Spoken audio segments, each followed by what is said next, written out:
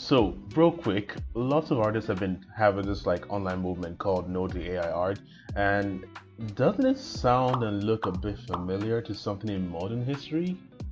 Yikes. See, to be honest, sort of like me being in between the devil and the deep blue sea because I'm like, yo, I'm a creative myself. I'm a creator, so like I love creating art, visuals and all of that stuff, which is artistic. And that's what AI is doing right now. And at the same time, I'm also a tech enthusiast, so like.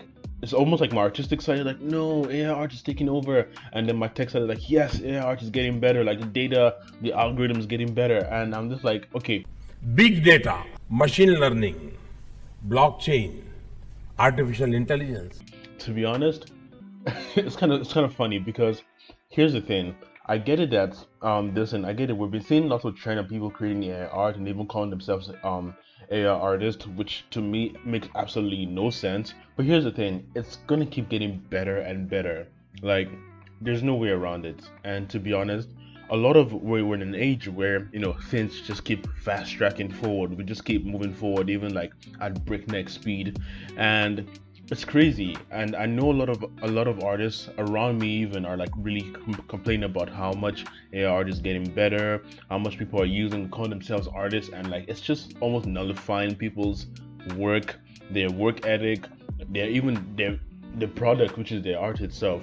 But here's the thing, AI art is based off of your art. It's based off of like everyone's art. Now, I'm not saying that in the fact that, oh yeah, keep creating art so that the AI art can get so that the AI can get better, but it's more so keep creating regardless of the AI. And that's the thing. Here's the thing.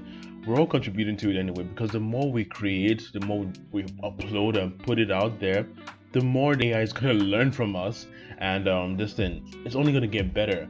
And so, as opposed to fighting it, we can actually just use it to our advantage.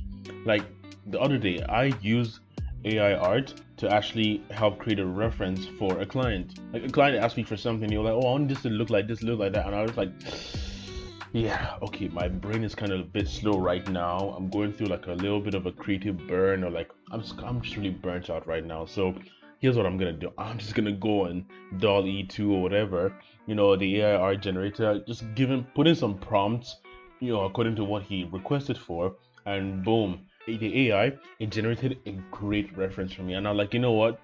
This is awesome. It just made my life a lot easier because normally I'd be sketching, erasing on my iPad, trying to get a good reference, and I can then maybe transfer the sketch to my laptop to like finalize on there because that's usually my work process anyway.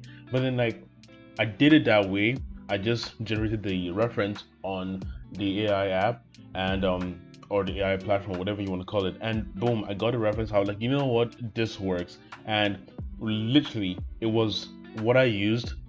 Sorry, literally, it was what I used to get it over with. Like I submitted, I sent it to the client, I sent it to the client, and the client liked it. They were like, "Oh yeah, this is good," and I'm like, "Awesome! That just made my life a lot easier." So yeah, to be honest, we artists we can definitely take advantage of it. Like as opposed to fighting it, because we're starting to look like the what you call them, like those union guys. We're starting to look a lot more like them, and it's starting to look a little bit bleak and sort of dark end for some of us because like or for some artists because like as opposed to fighting it, just make use of it to be honest. And in my opinion, AI can't really ever beat human artists because the AI depends on human artists to create. Obviously, after a while, it's to be like AI art will, because there are many of them. So obviously, that collective, let's say, I won't say collective consciousness, but the collective data Big data, will be able to really stand on its own and not necessarily rely on artists. But the thing is, it's still not going to beat human artists, and that's because human artists bring a sort of like progress. And there's a lot of process rather that goes into being a human artist because we can create so much. Even like if you look at human artists or like real artists today, you can actually create lots of content around just making out like one piece of art. Like yeah, there's a canvas, there's a piece of art on the canvas, but there was a process. There was you going to the store to go buy the equipment, all the stuff you need, all the materials you needed. There's you doing the woodwork, there's you doing this, that, there's you even just literally booting up your laptop, getting your iPad, your this, your that. Like, there's such a process that we as people, we tend to like bask in that process, and we tend, that's what we tend to appreciate about art. Is like, yeah, the final work is beautiful, but the process itself was another like form of art. So that's another thing that's missing. And obviously, I know with time AI will obviously try to replicate that, but to be honest, it doesn't get as grand as it gets with, with humans, because humans, obviously, the more we see faces, which I feel the more I mention some of these things, the more I'm like, you know what, AI might just pick up on this, but still, I feel AI will not be able to replicate, will not be able to beat human artists in a certain way. But mind you, it will definitely become a more ideal and cheaper option for certain consumers. Because, see, let's face the facts here. AI is actually pretty cool. It's good. Yes, it's also bad, but it's also really good.